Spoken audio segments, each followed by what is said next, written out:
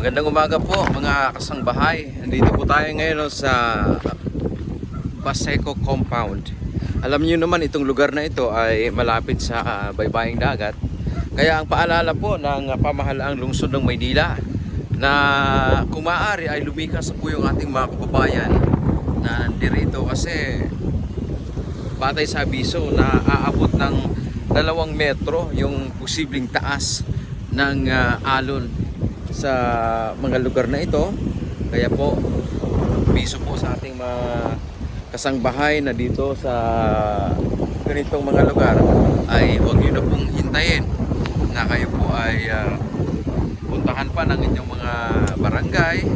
Kung nakikita raw nyo na pwede nang kailangan lumikas ay lumikas na po kayo. So ito po ngayon ang sitwasyon dito sa lugar na ito.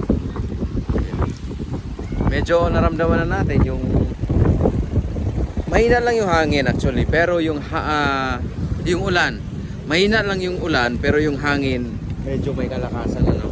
Kaya nakikita nyo yung mga bangka ng ating mga kababayan dito ay medyo ilagay na nila dito sa may mataas na portion ng baybayin para kung sakaling malakas yung alon ay hindi naman aano rin no?